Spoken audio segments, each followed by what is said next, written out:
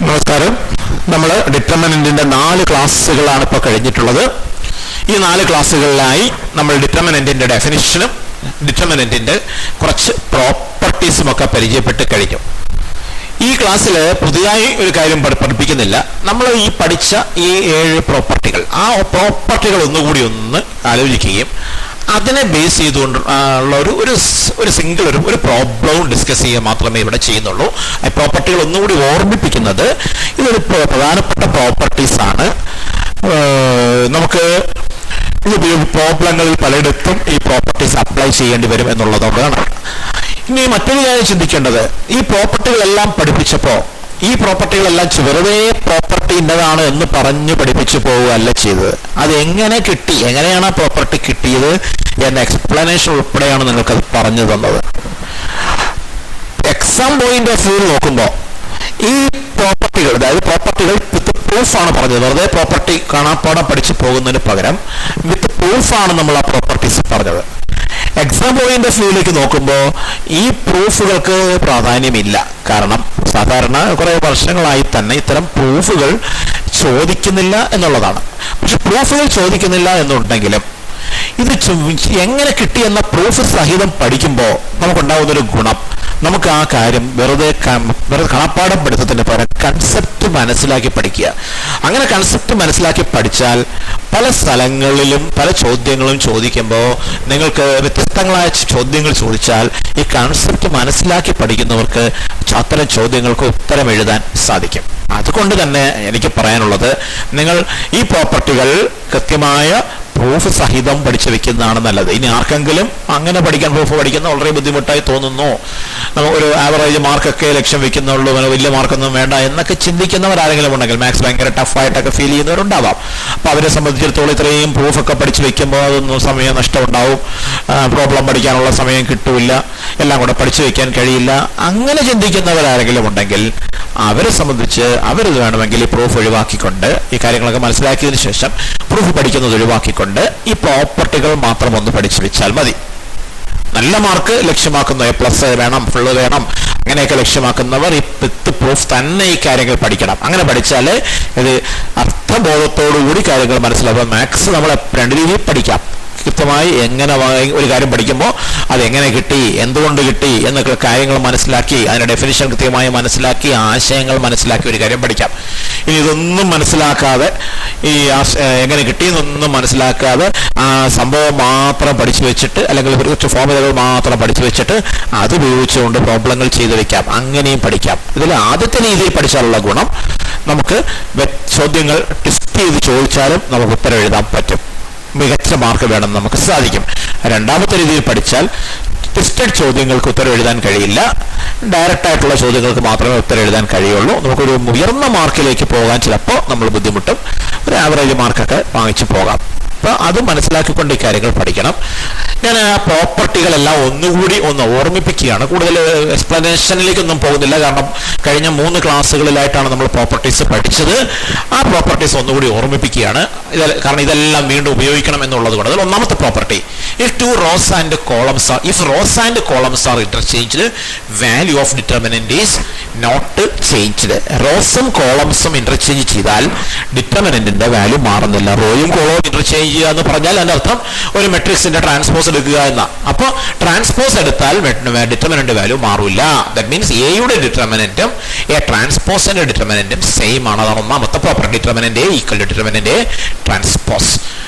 രണ്ടാമത്തെ property, if 2 rows ബ്രാക്കറ്റിനകത്ത് എഴുതിയിട്ടുണ്ട് ഓർ കോളംസ് എന്ന് പറഞ്ഞാൽ 2 റോസ് ആകാം അല്ലെങ്കിൽ 2 കോളംസും ആകാം, of a determinant are interchanged, then sign of the determinant is changed.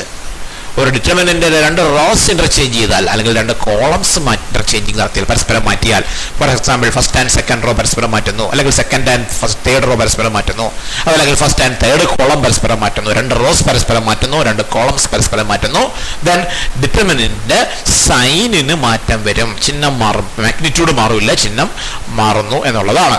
അതാണ് രണ്ടാമത്തെ പ്രോപ്പർട്ടി.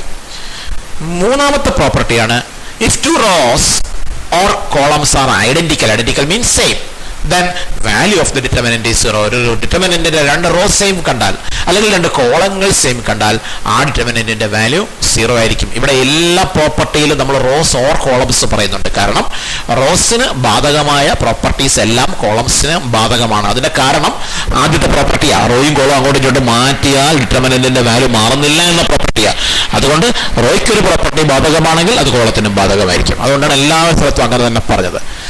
നാലാമത്തെ property, if every element of a row or a column is multiplied by the scalar k. every element of a row, ഒരു റോയിലുള്ള എല്ലാ എലമെന്റുകളെയും, ആ ഡിറ്റർമിനന്റിലെ മുഴുവൻ എലമെന്റുകളെയും അല്ല, ഒരു റോയിലുള്ള എലമെന്റുകളെയെല്ലാം അല്ലെങ്കിൽ ഒരു കോളത്തിലെ എലമെന്റുകളെയെല്ലാം is multiplied by the scalar k. k എന്ന സ്കെലാർ കൊണ്ട് മൾട്ടിപ്ലൈ ചെയ്താൽ then value of the determinant is multiplied by k. ആ ഡിറ്റർമിനന്റിന്റെ വാല്യൂ k കൊണ്ട് മൾട്ടിപ്ലൈ ചെയ്യപ്പെടും. ഇതാണ് നാലാമത്തെ പ്രോപ്പർട്ടി. അപ്പോൾ ഒരു ഡിറ്റർമിനന്റിന്റെ വാല്യൂ നമുക്കറിയാം വിചാരിച്ചു. അവർ ഡിറ്റർമിനന്റിന്റെ വാല്യൂ 5 എന്നറിയാം. നമ്മൾ അതിൽ ഏതെങ്കിലും ഒരു റോ എടുത്തിട്ട് അതിൽ എലമെന്റുകളെല്ലാം 2 കൊണ്ട് മൾട്ടിപ്ലൈ ചെയ്താൽ പുതിയ ഡിറ്റർമിനന്റിന്റെ വാല്യൂ എന്തായിരിക്കും? നേരത്തെ 5 ആയിരുന്ന വാല്യൂ എല്ലാ റോയിലുള്ള എല്ലാ എലമെന്റുകളെയും 2 കൊണ്ട് മൾട്ടിപ്ലൈ ചെയ്താൽ പുതിയ ഡിറ്റർമിനന്റിന്റെ വാല്യൂ 5 × 2 ആവും, 10 ആവും. ഇത്രയേ ഉള്ളൂ എൻ്റെ അർത്ഥം.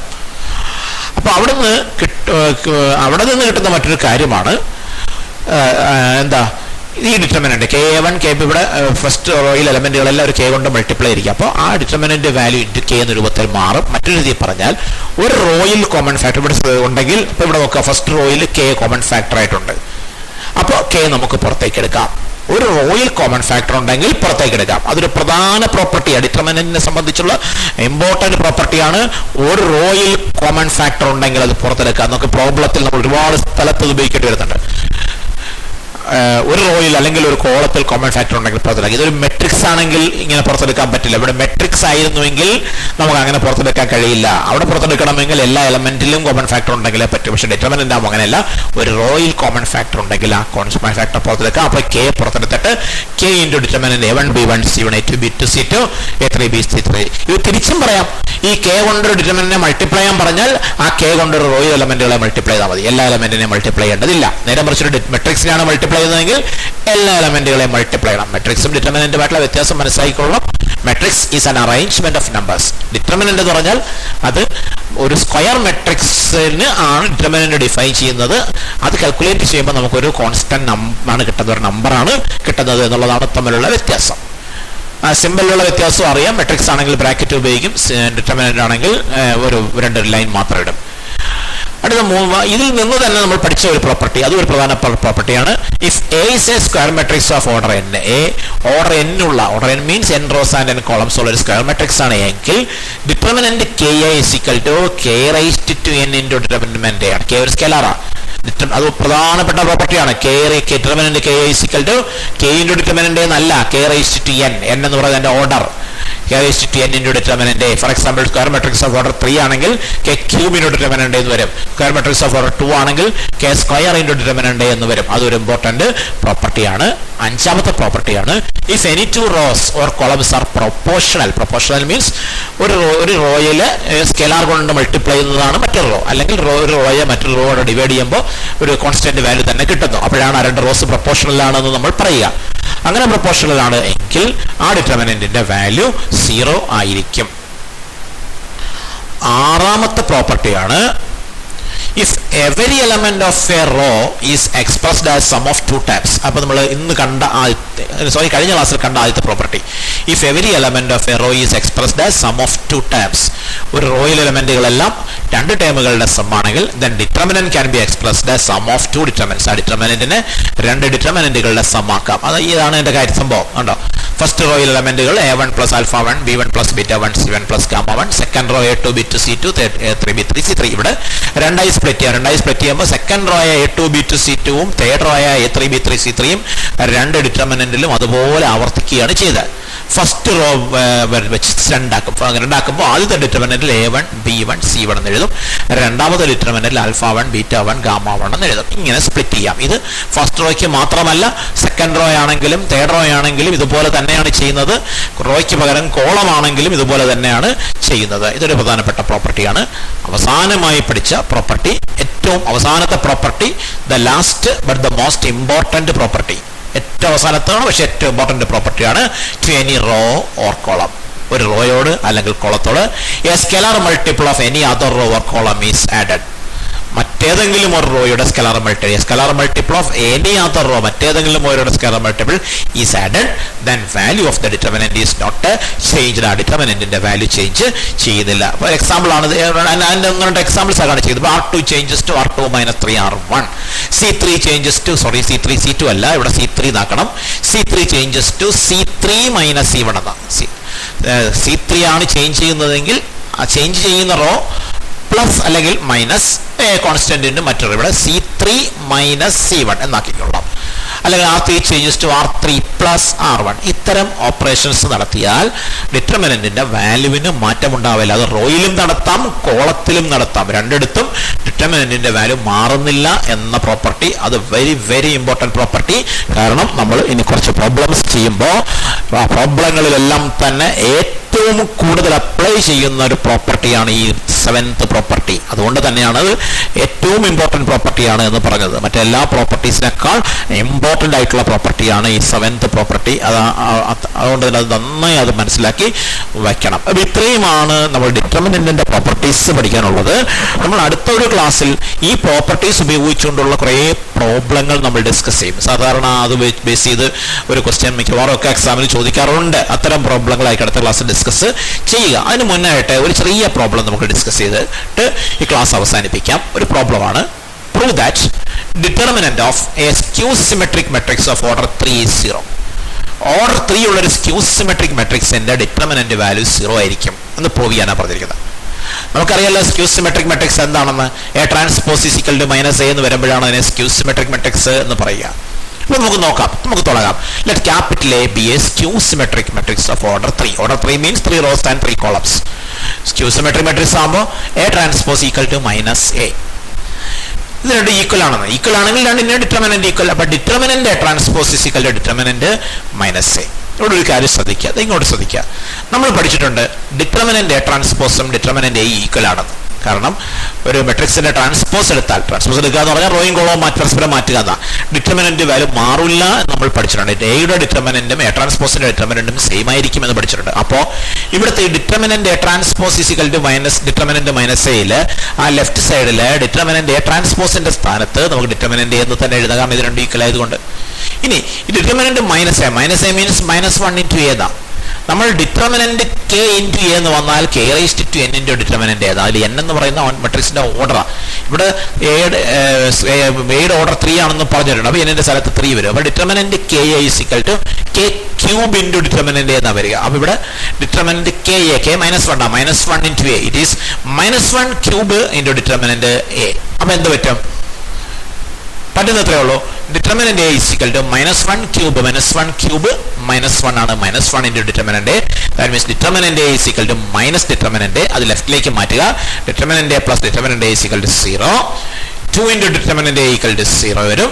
2 ഡിവൈഡ് ചെയ്യുമ്പോൾ ഡിറ്റർമിനന്റ് A equal to 0. തുടങ്ങിയത് A skew symmetric matrix of order 3 എന്ന് പറഞ്ഞാൽ തുടങ്ങിയത് അതിന്റെ ഡിറ്റർമിനന്റ് വാല്യൂ 0 ആയിരിക്കുമെന്ന് കിട്ടി. അപ്പോൾ ഇവിടുന്ന് മനസ്സിലായി ഓർഡർ 3 ഉള്ളൊരു സ്ക്യൂ സിമെട്രിക് മെട്രിക്സിന്റെ ഡിറ്റർമിനന്റ് 0 ആയിരിക്കും. ഇതൊരു പ്രോപ്പർട്ടി ആയിട്ട് തന്നെ വേണമെങ്കിൽ ഓർത്ത് വെക്കാവുന്നതാണ്. അപ്പോൾ ഇതൊന്ന് ഓർത്ത് വെച്ചാൽ നമുക്ക് വേണമെങ്കിൽ ഇവിടെ ഒരു ക്വസ്റ്റ്യൻ ചോദിക്കാം. നിങ്ങളോട് ചോദിക്കുകയാണ്, write 3/3 square matrix of order 3 whose determinant is 0. Determinant 0 ആവുന്ന ഓർഡർ 3 ഉള്ള സ്ക്വയർ മെട്രിക്സ് എഴുതുക എന്ന് ആവശ്യപ്പെട്ടാൽ നമുക്ക് വളരെ ഈസി ആയിട്ട് എഴുതാം. വേറെ ഒന്നും ചിന്തിക്കേണ്ട കാര്യമില്ല. ഒരു സ്ക്യൂ സിമെട്രിക് മെട്രിക്സ് എഴുതിയാൽ മതി. ചിലപ്പോൾ സ്ക്യൂ സിമെട്രിക് അല്ലാത്ത മെട്രിക്സുകൾക്കും ഡിറ്റർമിനന്റ് 0 ആകാം. സ്ക്യൂ സിമെട്രിക് മെട്രിക്സിന് മാത്രമേ ഡിറ്റർമിനന്റ് 0 ആവുള്ളൂന്നൊന്നുമില്ല. അല്ലാത്ത മെട്രിക്സുകൾക്കും ഡിറ്റർമിനന്റ് 0 ആകാം. പക്ഷെ അത്ര ഒരെണ്ണം എഴുതുക എന്ന് പറയുന്നത് അല്പം ബുദ്ധിമുട്ടാണ്. കാരണം ഈ എക്സ്പാൻഡ് ചെയ്ത് 0 വരുന്ന രീതിയിൽ നമ്മൾ നോക്കി കണ്ടുപിടിച്ച് എഴുതിയെടുക്കണം. അതൊരല്പം പ്രയാസമുള്ള കാര്യമാണ്. പക്ഷെ ഇത് വളരെ എളുപ്പം.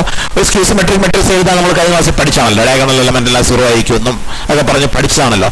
അതുപയോഗിച്ച് ഒരു സ്ക്യൂ സിമെട്രിക് മെട്രിക്സ് എഴുതി വെച്ചാൽ മതി. Determinant value 0. അപ്പോൾ ഓർഡർ 3 ഉള്ള ഒരു സ്ക്യൂ സിമെട്രിക് മെട്രിക്സ് എഴുതിയാൽ അതിന്റെ ഡിറ്റർമിനന്റ് 0 ആയിരിക്കും എന്നുള്ളതാണ്. അപ്പോൾ ഞാനൊരു ഹോംവർക്ക് ആയിട്ട് ആ ക്വസ്റ്റ്യനുകൾ എഴുതിക്കൊള്ളാം. ഇത്രയേ ഉള്ളൂ. Write square matrix of order 3 whose determinant is 0. Write a square matrix of order 3 whose determinant is 0. ഇതാണ് ചോദ്യം. അപ്പോൾ എന്താണ്, ഇത്രയേ ഉള്ളൂ ഒരു സ്ക്യൂ സിമെട്രിക് മാട്രിക്സ്. ഇഷ്ടമുള്ളൊരു സ്ക്യൂ സിമെട്രിക് മാട്രിക്സ് വ്യത്യസ്ത ആൻസർ ആവും, ആൻസറായിട്ട് എഴുതിയാൽ മതിയാവും. ഇവിടെ മറ്റൊരു കാര്യം ഓർക്കുക, ഇവിടെ സ്ക്യൂസ് ഓർഡർ 3 മാത്രമല്ല, ഓർഡർ 5ഓ 7ഓ ഏത് ഓഡ് നമ്പർ ഓർഡറായി വന്നാലും അവിടെ എല്ലാം ഡിറ്റർമിനന്റ് 0 ആയി പോകും. പക്ഷേ ഒരു ഈവൻ നമ്പർ വന്നാൽ ആവില്ല, കാരണം -1/3 പോലെയാണ് -1/5 -1/7 ഓഡ് നമ്പർ വരുമ്പോഴെല്ലാം -1 വരും, -7 ഇത് ഇപ്പോൾ എടുത്തെടുക്കുമ്പോൾ 0 ആയി പോകും. അപ്പോൾ ഓർഡർ ഒരു ഓഡ് നമ്പർ വരുന്ന ഏതൊരു സ്ക്യൂ സിമെട്രിക് മാട്രിക്സ് എടുത്താലും അതിൻ്റെ എല്ലാം ഡിറ്റർമിനന്റ് വാല്യൂ 0 ആയിരിക്കും. അപ്പോൾ ഇത്രയും കൊണ്ട് നമ്മൾ ഈ ക്ലാസ് നിർത്തുകയാണ്. അടുത്ത ക്ലാസ് കാണുന്നതിന് മുമ്പായി നിങ്ങൾ ഈ പഠിച്ച 7 പ്രോപ്പർട്ടികളും നന്നായി പഠിച്ച് മനസ്സിലുറപ്പിക്കുക. നന്നായി ഈ പ്രോപ്പർട്ടീസ് പഠിച്ച് മനസ്സിലുറപ്പിച്ചതിന് ശേഷം മാത്രമേ നമ്മൾ അടുത്ത ക്ലാസ് കാണാവൂ.